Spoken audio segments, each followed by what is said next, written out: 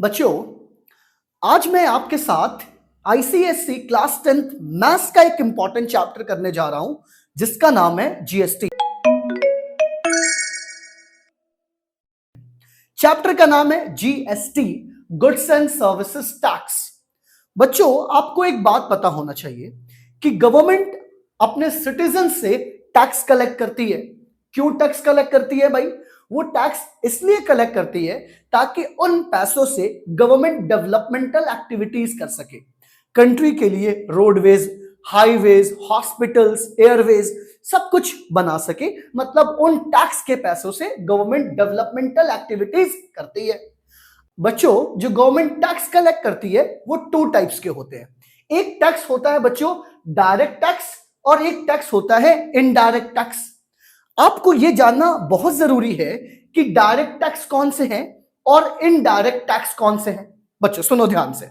Government अगर किसी person से डायरेक्ट टैक्स लेती है, जैसे उसके इनकम पे जो टैक्स लगता है, अगर कोई पर्सन ठीक ठाक इनकम कमा रहा है, गवर्नमेंट अच्छी इनकम कंट्री में रह के अच्छी इनकम बना रहा है, तो गवर्नमेंट उसके इनकम से टैक्स लेती है ताकि कंट्री में कोई हाई लेवल का इनकम वाला ना हो जाए और किसी की इनकम बहुत कम ना हो जाए। तो जिसकी इनकम ज्यादा है गवर्नमेंट उनसे टैक्स कलेक्ट करती है। तो एक टैक्स होता है डायरेक्ट टैक्स जो पर्सन के इनकम पे लगता है, और एक टैक्स है बेटा इनडायरेक्ट टैक्स। बच्चों ये याद रखना, पहले इंडिया में बिफोर 1 जुलाई 2017 ये वो डेट है जिस दिन जीएसटी को इन्फोर्स किया गया, जिस दिन कंट्री में जीएसटी को इंप्लीमेंट किया गया।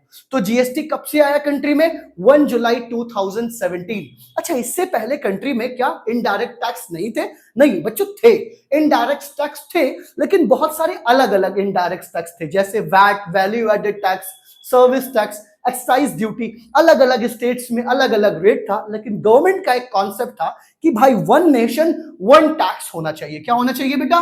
Due to the concept of one nation one tax, government ने क्या इंट्रोड्यूस किया बच्चों? जीएसटी इंट्रोड्यूस किया 1 जुलाई 2017। तो जीएसटी भी क्या है? एक तरीके का टैक्स है जिससे गवर्नमेंट को रेवेन्यू आती है और उस रेवेन्यू से गवर्नमेंट डेवलपमेंटल एक्टिविटीज करती है। बच्चों यहां तक मैंने आपको बेसिक इंफॉर्मेशन बताया टैक्स के बारे में, टाइप्स ऑफ टैक्स के बारे में, और उन पैसों का गवर्नमेंट करती क्या है। अब हमें क्लास 10th में जो पढ़ना है वो ये पढ़ना है कि जीएसटी कैलकुलेट कैसे किया जाता है। अगर किसी आर्टिकल पे जीएसटी लग रहा है, तो किसी गुड्स एंड सर्विसेज पे लग रहा है, तो हाउ टू कैलकुलेट जीएसटी, कि वो सामान पे जीएसटी कितने का हुआ। तो आइए चैप्टर को शुरू करते हैं। चैप्टर का नाम है गुड्स एंड सर्विसेज टैक्स। बच्चों गुड्स का मतलब जो फिजिकल, जो टेंजिबल ऑब्जेक्ट हम खरीदते हैं या बेचते हैं वो गुड्स कहलाता है, ठीक है। अच्छा, सर्विसेज, जैसे कोई एक टीचर है, अगर आप उससे पढ़ रहे हैं तो आप उसको फीस दे रहे हैं, बदले में वो आपको क्या दे रहा है? आपको सर्विस प्रोवाइड कर रहा है। आप मूवी देखने जा रहे हो, आप टिकट ले रहे हो, बदले में वो थिएटर आपको क्या प्रोवाइड कर रहा है? सर्विस प्रोवाइड कर रहा है। तो हम टू टाइप्स की कंजम्पशन करते हैं, गुड्स एंड सर्विसेज को कंज्यूम करते हैं, तो उस पर हमें टैक्स देना होता है। This is the full form of goods and services tax. बच्चों इंपॉर्टेंट है, ध्यान रखना। अब आइए कुछ एक और इंपॉर्टेंट कॉन्सेप्ट समझते हैं। सबसे इंपॉर्टेंट है बच्चों इंट्रा स्टेट मूवमेंट और इंटर स्टेट मूवमेंट। ये इंट्रा स्टेट मूवमेंट क्या है और इंटर स्टेट मूवमेंट क्या है, आइए मैं आपको समझाता चलूं। तो बच्चों अब बात करते हैं इंट्रा स्टेट मूवमेंट की। देखो बच्चों, अब मान लो इंट्रा स्टेट मूवमेंट का मतलब होता है कि जो गुड्स एंड सर्विसेज का मूवमेंट है, मतलब सेल और जो परचेज हो रहा है वो सेम स्टेट में हो रहा है। जैसे कि कानपुर टू लखनऊ, मतलब किसी ने कोई सामान कानपुर से खरीद कर लखनऊ भेज दिया या लखनऊ से खरीद कर कानपुर भेज दिया।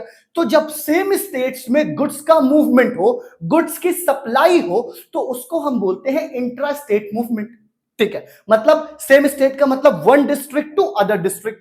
कानपुर एक डिस्ट्रिक्ट है, लखनऊ एक डिस्ट्रिक्ट है। जब सेम स्टेट के डिस्ट्रिक्ट में गुड्स एंड मूवमेंट का ट्रांसफर हो या सप्लाई हो, तो इसको हम इंटर स्टेट मूवमेंट कहते हैं। अब एक और बात याद रखो, जब सेम स्टेट्स में गुड्स का ट्रांसफर या मूवमेंट या सप्लाई होता है, तो जो वहां जो भी जीएसटी का रेट है, सपोज करो जीएसटी का रेट है 18%। कितना बच्चों? 18%। तो अब ये जो जीएसटी है ये टू पार्ट में स्प्लिट हो जाएगी। एक बन जाएगी सीजीएसटी और एक बन जाएगी एसजीएसटी।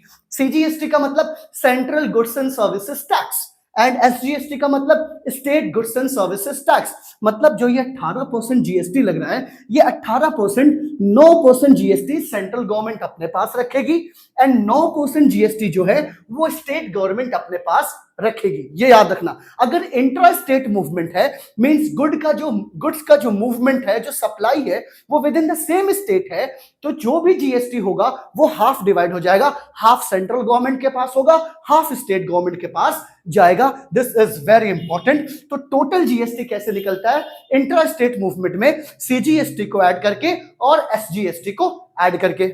बच्चों सेकंड जो केस है जो हमारे लिए बहुत इंपॉर्टेंट है वो क्या है? Inter state movement. अब इंटर स्टेट का मूवमेंट का कि मतलब जो सप्लाई ऑफ गुड्स है वो from one state to other state है, जैसे यूपी टू दिल्ली, ठीक है, UP to Bihar, UP to MP, Maharashtra, Karnataka, जो one state to other states में जब गुड्स एंड सर्विसेज का मूवमेंट होता है तो बच्चों वहां क्या लगता है? वहां पे लगता है आपके पास IGST, integrated goods and services, and ये पूरा का पूरा टैक्स सेंट्रल गवर्नमेंट अपने पास रखती है, ठीक है। तो यहां पे अगर इंटर स्टेट मूवमेंट हुआ है तो जीएसटी कौन सी लगेगी बच्चों? आईजीएसटी लगेगी, और पूरा का पूरा जो ये जीएसटी का रेट है वो किसके अंदर आएगा? आईजीएसटी के अंदर आएगा। तो मैंने जो अब तक बताया वो आपको समराइज करके बताता हूं। सबसे पहले मैंने आपको बताया कि जीएसटी 1 जुलाई 2017 से कंट्री में अफेक्टेड है, इंप्लीमेंटेड है, इस दिन कंट्री में ये लागू किया गया, ठीक है। दो तरह के टैक्स होते हैं, direct and indirect. Direct tax किसी पर्सन के इनकम पे लगता है, और इनडायरेक्ट टैक्स डायरेक्ट किसी पर्सन से नहीं लिया जाता है बल्कि गुड्स एंड सर्विसेज में ऐड करके उससे कलेक्ट किया जाता है। गवर्नमेंट टैक्स के पैसे का करती क्या है? डेवलपमेंटल एक्टिविटीज करती है। लेकिन हमें इस चैप्टर में जीएसटी को कैलकुलेट करना है कि किसी आर्टिकल पे जीएसटी लग रहा है तो फाइनल उसकी वैल्यू कितनी हुई, तो इसके लिए पढ़ना जरूरी है इंट्रा स्टेट मूवमेंट और inter state movement. Intra state में क्या होता है? जो गुड्स का सप्लाई है, मूवमेंट है, वो one district to other district within the same state, तो वहां पे जो जीएसटी रेट होती है वो टोटल जीएसटी दो पार्ट में डिवाइड होती है, सीजीएसटी एंड एसजीएसटी।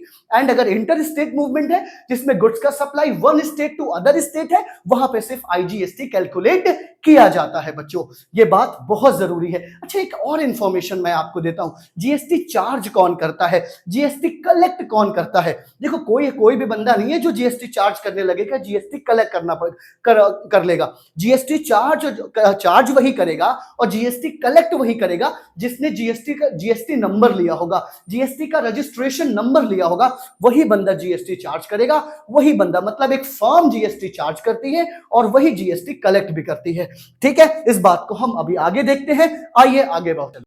तो बच्चों जीएसटी का कॉन्सेप्ट जानने के बाद अब आइए जो हमने पढ़ा इंट्रा स्टेट, इंटर स्टेट, इस पे बेस्ड एक क्वेश्चन लगाते हैं और ये पता करने की कोशिश करते हैं कि आखिर इस पे क्वेश्चंस किस टाइप के आते हैं। तो बच्चों जो पहला क्वेश्चन है वो ये है, अ शॉपकीपर परचेज।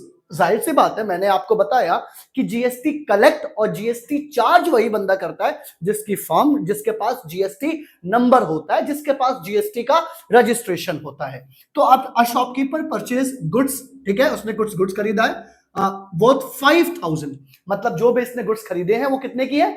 5000 रुपए की है, okay, with in the same state. बच्चों ये वाली लाइन बहुत इंपॉर्टेंट है कि जो उसने गुड्स खरीदा है वो कहां? सेम स्टेट में। अज्यूम कर लेते हैं कि वो रहने वाला है लखनऊ का और जो उसने गुड्स खरीदा है वो किसी अलग डिस्ट्रिक्ट से खरीदा है, ठीक है, तो मान ले कानपुर से खरीदा है, तो within the same state means same district. और अगर within the same state आ जाए तो कौन सा मूवमेंट है बच्चों? इंट्रा स्टेट मूवमेंट है। ओके, आगे बढ़ते हैं बच्चों। रेट ऑफ जीएसटी कितना है? 18%, ठीक है ना। जो जीएसटी की स्लैब होती है उसमें कितना परसेंट है? ये rate of GST 18%। Calculate the total amount he has to pay. भाई साहब ये बताओ कि जब वो फाइनल बिल पे करेगा तो 5000 के सामान पे उसे एक्स्ट्रा टैक्स कितना देना होगा, जीएसटी कितनी देनी होगी। तो हमें क्या है बच्चों, ये ध्यान रखना है कि ये केस कौन सा है। तो हमने देखा कि भाई साहब जो ये केस है वो इंट्रा स्टेट है। इंट्रा स्टेट का मींस मतलब क्या हुआ कि गुड्स का movement with in the same state, okay. GST कितने परसेंट थी? जीएसटी थी 18%। तो मैंने आपको बताया है अगर गुड्स का movement with in the same state है तो जीएसटी दो पार्ट में डिवाइड हो जाती है। CGST means tax shared by central government, CGST central government goods and services tax, और ये क्या है, SGST, मतलब 18% जो है बच्चों वो 9% CGST में चला जाएगा और 9% SGST में चला जाएगा। तो मैंने कहा भाई सामान कितने का था, 5,000 रुपए का था, इसका 9% निकालो तो सेंट्रल गवर्नमेंट कितना रखेगी अपने पास, 450 रुपए। इन द सेम वे SGST निकालो तो 5,000 का 9% 450 रुपए क्या रखेगी, स्टेट गवर्नमेंट अपने पास रखेगी। बट टोटल अमाउंट उसको कितना पे करना पड़ेगा ये इंपॉर्टेंट है। तो टोटल अमाउंट ऑफ बिल ये क्या होता है बेटा कि आपने गुड्स खरीदा कितने का, वो था बच्चों हमारा 5,000 रुपए का।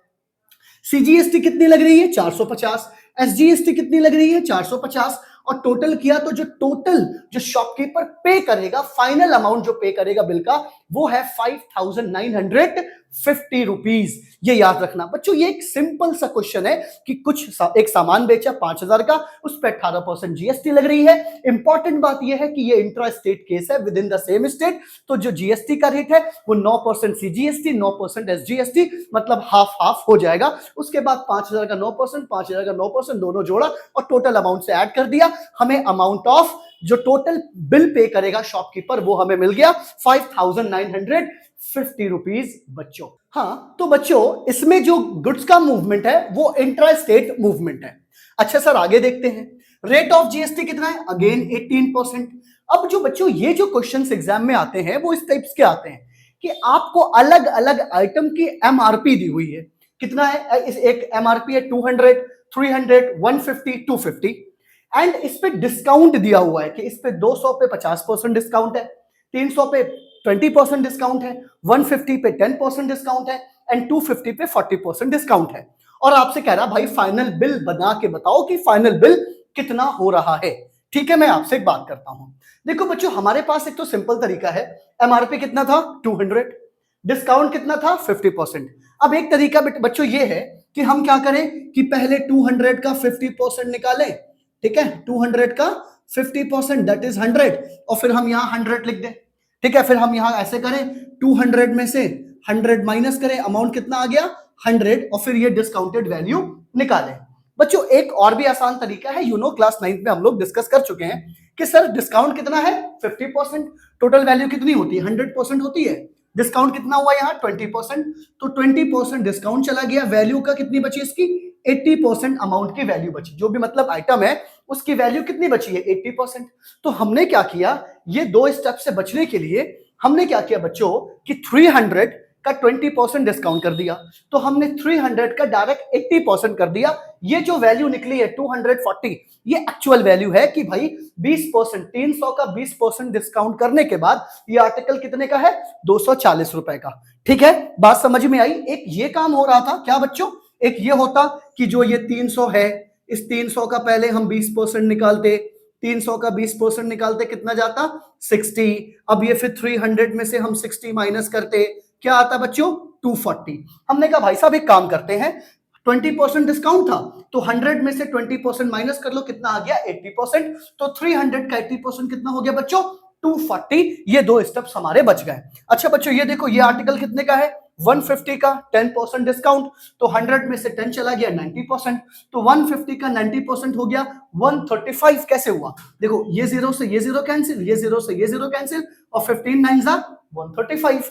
इन द सेम वे देखो बच्चों 250 रुपए का कोई गुड्स है, ये आइटम है 40%, तो 100 में से 40% माइनस कर लिया, कितना आ गया 60%, तो 60/100 इंटू 250, जीरो से जीरो कैंसिल और ये जीरो से ये जीरो कैंसिल, 25 6 जा 150। बच्चों इन सबको जब हम ऐड करेंगे कितना आ गया 625। कितना आया कि जो भी हमने ये गुड्स खरीदे हैं उन सब का बिल कितना बन रहा है 625।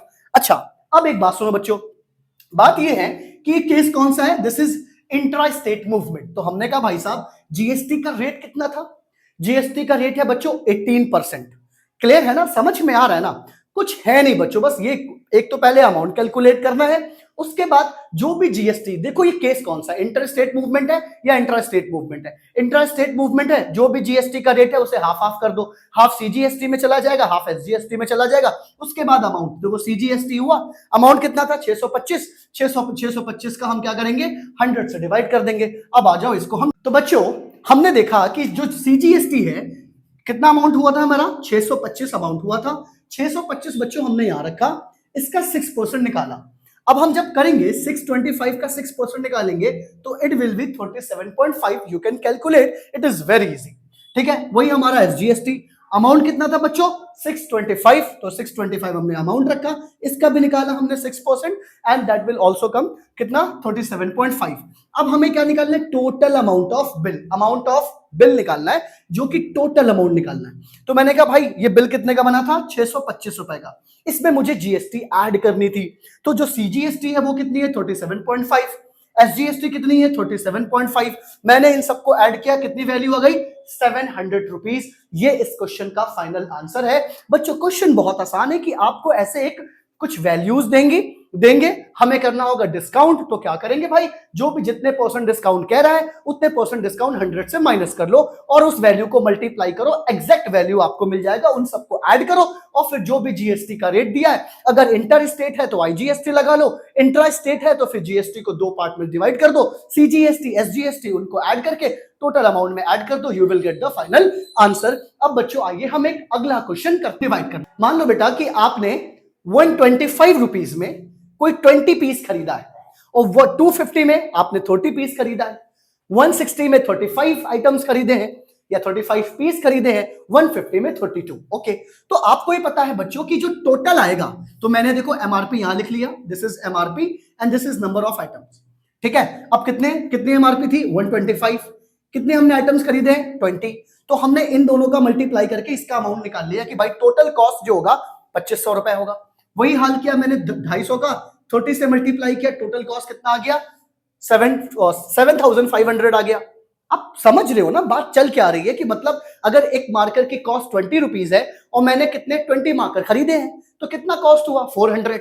वही काम हो रहा है कि एक मार्कर की कॉस्ट, एक किसी आर्टिकल की कॉस्ट दी हुई है और नंबर ऑफ आर्टिकल्स कितने हैं 20, तो इनका मल्टीप्लाई करके हम वैल्यू निकाल रहे हैं. वैसे ही यहाँ पे एक कितना कॉस्ट है 160, कितने आर्टिकल खरीदे हैं आपने 35, इनका मल्टीप्लाई करिए, दिस इज 5600.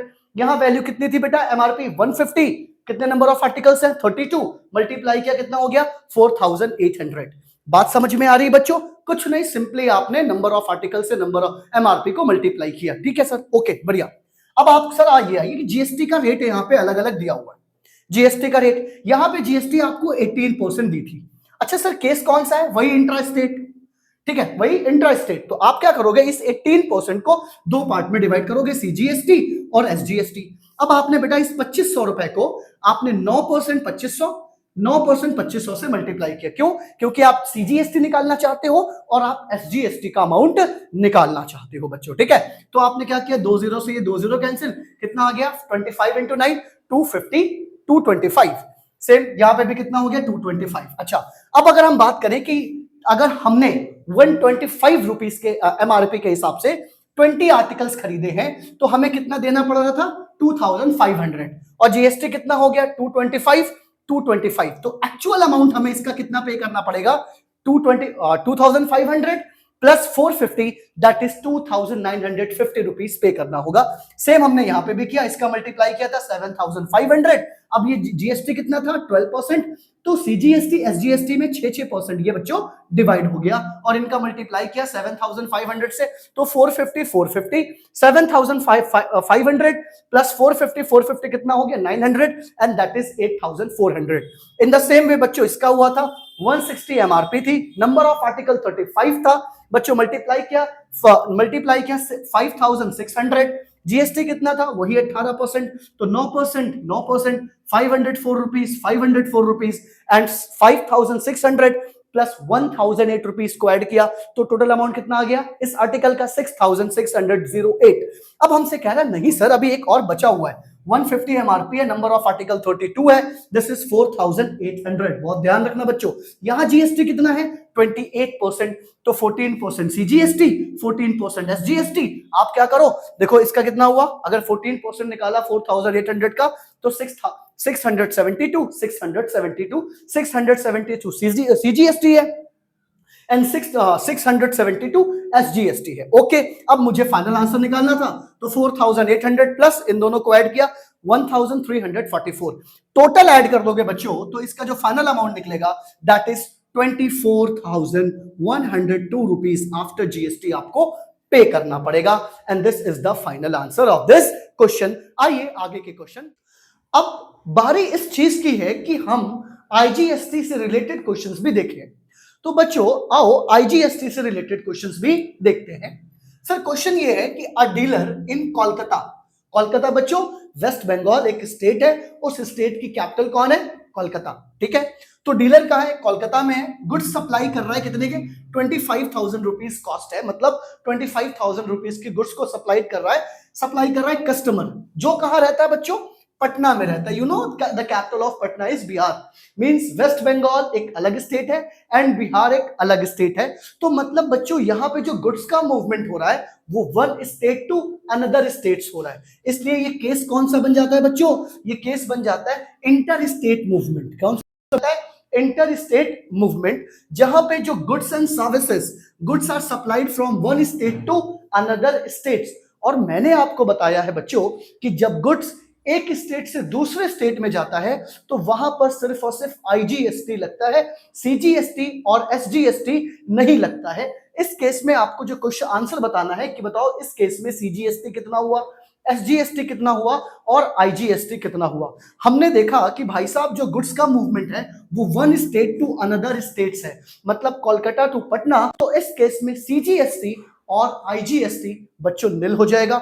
इसीलिए मैंने क्या कर दिया बच्चों कि सीजीएसटी क्या है? निल, बिल्कुल लगेगा। एसजीएसटी क्या है बच्चों?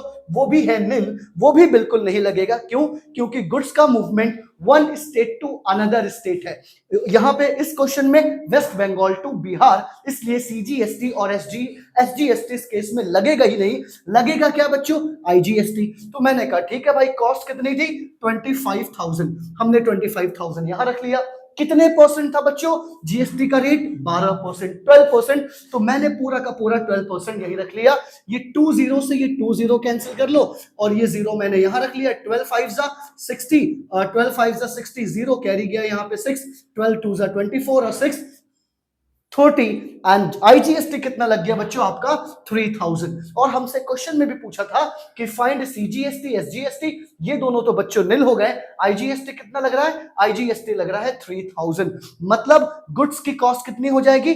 25,000 प्लस 3,000 जो वो बेचेगा 28,000 में। अब सिंपली क्वेश्चन में पूछा था कि आईजीएसटी कितना है, तो आईजीएसटी बच्चों हमारी है 3,000 रुपीज। देखते हैं